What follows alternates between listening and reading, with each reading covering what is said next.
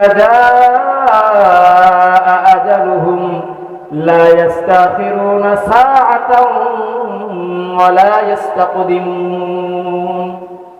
শুনে রাখো আমার বান্দারা, ইদা জা আজালুহুম, যখন তোমাদের মৃত্যুর সময় ঘনিয়ে আসবে, আজরাইল যখন তোমাদের সামনে উপস্থিত হয়ে যাবে, লা ইস্তাখিরুনা সাআতাও ওয়া লা ইস্তাকদিমুন, সামান্য সময় পেছানো হবে না, সামান্য সময় দেরিও করা হবে না। তুমি যতই আবদার করো যে আমাকে আর কিছু সময় দেন, কাজ হবে না। সেই সময় আসার পূর্বে তুমি তোমার ইবাদত করে নাও।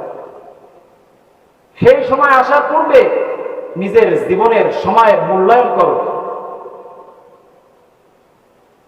কেননা কিছু মানুষ আছে, তারা তখন বলবে হাত্তা ইযা জাআহুমুল মাউত ক্বালা রাব্বিরজিউন লাআল্লি আমালু সালিহান ফীমা তারাকতু কাল্লা। কেননা কিছু মানুষ থাকবে যাদের মৃত্যু যখন ঘনিয়ে আসবে, তখন সে বলবে ক্বালা রাব্বিরজিউন, হে আল্লাহ আমাকে আবার পাঠান, আমাকে আবার প্রেরণ করেন, আমাকে আরো কিছু সুযোগ দেন। বলেন না, তখন তাকে সুযোগ দেওয়া হবে না।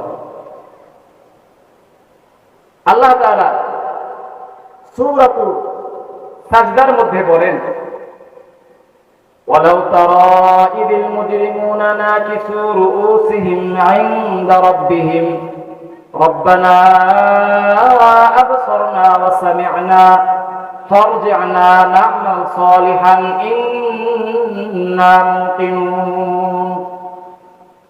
দুনিয়ার জিন্দেগিতে যখন সে ছিল, তার সময়কে কদর করে নাই, সময়কে হেলায় খেলায় সে নষ্ট করে দিয়েছে। যেখানে মন চেয়েছে সেখানে সময় দিয়েছে, আল্লাহ তাআলাকে সময় দেয় নাই। আল্লাহ তাআলার ইবাদতের মধ্যে তার মন ছিল না, আল্লাহ তাআলার ইবাদতের মধ্যে সে মাশগুল ছিল না। আল্লাহ বলেন ওয়ালাউ তারা ইযিল মুজরিমুনা নাকিসু রুউসিহিম ইনদা রাব্বিহিম, তারা, আপনি দেখবেন কিয়ামতের দিন কিছু পাপিষ্ঠরা আল্লাহ তাআলার দরবারে মাথা নিচু করে থাকবে।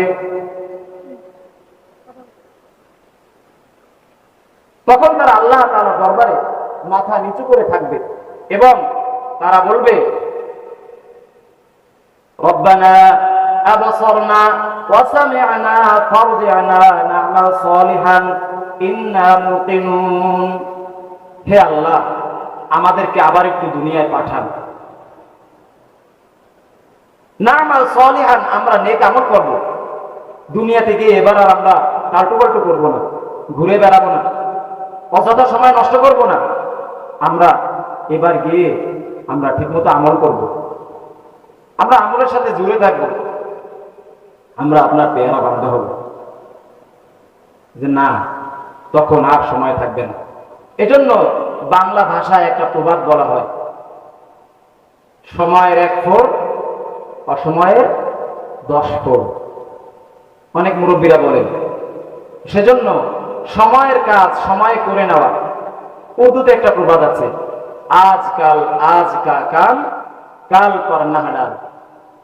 আজকের কাম তুমি কালকের জন্য ছেড়ো না, আজকের কাম আজকেই করে রাখো, আজকের কাম আজকেই সম্পন্ন করো, কালকে করব, আগামী দিন করব, পরের দিন করব, এভাবে ছেড়ে দিও না। এই জন্য প্রিয় ভাইরা, সময়ের কদর যারা করতে পেরেছে তাদের জীবন এগিয়ে গিয়েছে। আল্লাহ তাআলা সূরাতুল আসরের, আমরা সূরাতুল আসরের 3 আয়াতের মাত্র 1 আয়াতে কথা বলতে পেরেছি। সময় তো সংক্ষেপ, কত কথা বলা হবে, কথা দুটো হোক কিন্তু তার উপরে আমল হোক। সূরাতুল আসরের তাফসীর যদি আমরা সারা রাত করি শেষ হবে না ইনশাআল্লাহ। এজন্য তো ইমাম শাফিঈ রাহিমাহুল্লাহ বলেছেন লাউ লাম ইয়ানজিল গায়রু হাদিহি সূরা লাকাফাতিন নাস। আরে যদি শুধুমাত্র সূরা আসর নাজিল হতো, এটাই সমগ্র উম্মতের জন্য হেদায়েতের জন্য যথেষ্ট হতো। কোরআনের আর কোনো সূরা প্রয়োজন ছিল না, এক সূরাই তাদের জন্য যথেষ্ট ছিল। এজন্য সূরাতুল আসরের শুরুতে আল্লাহ তাআলা ওয়াল আসর বলে সময়ের যে কসম করেছেন, সময় মূল্যবান হওয়ার কারণে, সময় মূল্যবান হওয়ার কারণে, সময় মূল্যবান হওয়ার যারা বুঝতে পেরেছে, যারা এটাকে কদর করেছে, তাদের জীবন এগিয়ে গিয়েছে। হাদিসের ভিতরে একটা ঘটনা এসেছে, ইবনে মাজার মধ্যে ঘটনাটা এসেছে। এক সাহাবী আল্লাহ রাসূল সাল্লাল্লাহু আলাইহি ওয়াসাল্লামের কাছে বর্ণনা করতেছেন যে তিনি বলেন, ওই সাহাবী বলতেছেন যে অনেক দিন পূর্বে, প্রায় 1 বছর পূর্বে বা আরো অনেক পূর্বে, দুজন মানুষ অনেক দূর থেকে এসে আল্লাহ রাসূল সাল্লাল্লাহু আলাইহি ওয়াসাল্লামের হাতে তারা বায়াত হয়েছে, ওয়া আসলামা, তারা ইসলাম গ্রহণ করেছে। তারা ইসলাম গ্রহণ করার পরে ওই দুইজনের মধ্য থেকে এক ব্যক্তি, সে জিহাদের ময়দানে সে যুদ্ধ করেছে। কি করেছে? জিহাদের ময়দানে সে যুদ্ধ করে আল্লাহ তাআলার রাস্তায় শহীদ হয়ে গেছে। এবং আরেক ব্যক্তি সে দুনিয়াতে বেঁচে ছিল। তো ওই ব্যক্তির মৃত্যুবরণের পরেও প্রায় 1 বছর পরে ওই ব্যক্তি মৃত্যুবরণ করেছে। এই সাহাবী বলেন,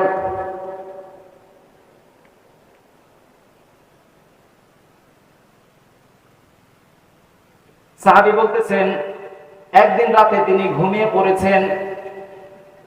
ঘুমিয়ে পড়ার পরে স্বপ্নে দেখতেছেন যে 3 জন ব্যক্তি জান্নাতের সামনে দাঁড়িয়ে আছে। কয়জন ব্যক্তি? 3 জন ব্যক্তি জান্নাতের সামনে দাঁড়িয়ে আছে। কিছুক্ষণ পরে জান্নাতের গেটের কাছে একজন ফেরেশতা এসেছে।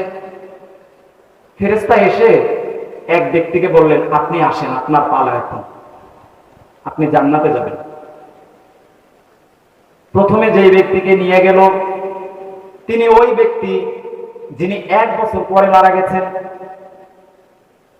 তো তিনি অবাক হলেন যে যিনি মুজাহিদ, আল্লাহ তাআলার রাস্তায় শহীদ হয়েছেন, আল্লাহ তাআলার রাহে নিজের জীবনকে কোরবান করে দিয়েছেন, তাকে আগে না নিয়ে এনাকে কেন আগে নিয়ে যাওয়া হলো? তারা দুইজন দাঁড়িয়ে থাকলো। কিছুক্ষণ পরে আবার ফেরেশতা আসলেন। আসার পরে বললেন, এবার আপনার পালা, আসেন। এবার ওই মুজাহিদকে, ওই শহীদকে ডেকে নিয়ে যাওয়া হলো। সাহাবী বলতেছেন, আমি দাঁড়িয়ে থাকলাম, অপেক্ষা করতেছি দেখে কি হয়।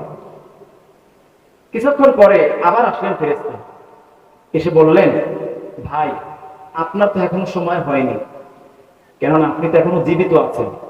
জীবিত মানুষ তো জান্নাতে যেতে পারবেন না। আপনার হায়াত শেষ হলে তারপর আপনার মরণ, ফিরে যান। সাহাবীর ঘুম ভেঙে গেছে। ফজরের পরে পেয়ারা রাসূল সাল্লাল্লাহু আলাইহি ওয়াসাল্লামের দরবারে এসে, সরকারে দো আলম নবী সাল্লাল্লাহু আলাইহি ওয়াসাল্লামের দরবারে এসে আলোচনা করতে লাগলেন। সাহাবায়ে কেরাম এই আলোচনা করলেন যে কি রে, কি হলো? মুজাহিদ ব্যক্তি, সে তো আগে জান্নাতে যাবে, তিনি পরে কেন গেলেন? সবাই অবাক হচ্ছে। সাহাবায়ে কেরাম রাদিয়াল্লাহু আনহু এই কানা ঘোষা পেয়ারা রাসূল সাল্লাল্লাহু আলাইহি ওয়াসাল্লাম পর্যন্ত পৌঁছে গেল। আল্লাহ রাসূল সাল্লাল্লাহু আলাইহি ওয়াসাল্লাম খবর শোনার পরে আসলেন। আসার পরে বললেন, তোমরা কেন অবাক হচ্ছ? সাহাবী বর্ণনা করলেন, ইয়া রাসূলুল্লাহ, হিসাবে তো মুজাহিদ, তার তো আগে জান্নাতে যাওয়ার কথা, কিন্তু যিনি 1 বছর পরে মারা গেলেন, তিনি কেন আগে জান্নাতে গেলেন? আল্লাহ রাসূল সাল্লাল্লাহু আলাইহি ওয়াসাল্লাম তাদেরকে জিজ্ঞাসা করলেন, আলাইসা হাদা কদ বাকিয়া বা'দাহু সানাতান? আরে, যে ব্যক্তি পরে মারা গেছে সে কি 1 বছর দুনিয়াতে জীবন যাপন করছে না? বলছে, হ্যাঁ।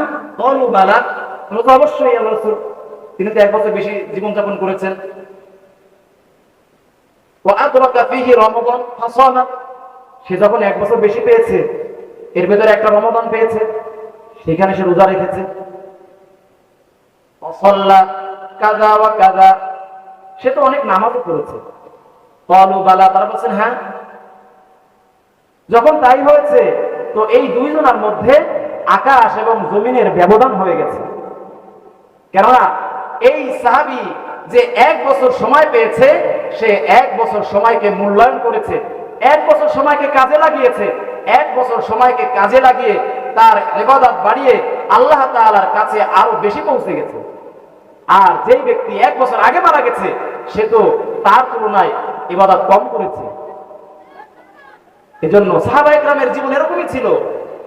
তারা একদিন পেলে সেই একদিনকে কদর করত, তারা একটা মুহূর্ত পেলে সেই একটা মুহূর্তে তারা আল্লাহ তাআলা জিকিরে কাটিয়ে দিত। আমরা কোথায়? আমাদের কি অবস্থা? আমরা আজকে ফেসবুকের মধ্যে ঢুকলে আমরা আর বের হই না, আমরা আজকে টিকটকের মধ্যে ঢুকলে আর বের হইতে পারি না। সারাদিন ঘুম থেকে উঠে ঘুমে যাওয়ার পূর্ব পর্যন্ত এই মোবাইলের পিছনেই আমাদের সময় চলে যায়। আমরা যদি প্রত্যেকেই নিজের কাছে জিজ্ঞাসা করি যে আজ আমি কতটুকু জিকির করেছি, আজ আমি কতটুকু আল্লাহ তাআলাকে স্মরণ করেছি। প্রিয় রাসূল সাল্লাল্লাহু আলাইহি ওয়াসাল্লাম হাদিসে বলেছেন, ক্বালা রাসূলুল্লাহ সাল্লাল্লাহু তাআলা আলাইহি ওয়াসাল্লাম আকসিরু হাদিমিল লাযযাতাল মাউত, তোমরা বেশি বেশি মানুষের জীবনের স্বাদ বিনষ্টকারী মৃত্যুকে বেশি বেশি স্মরণ করো, মৃত্যুকে বেশি বেশি তোমরা স্মরণ করো।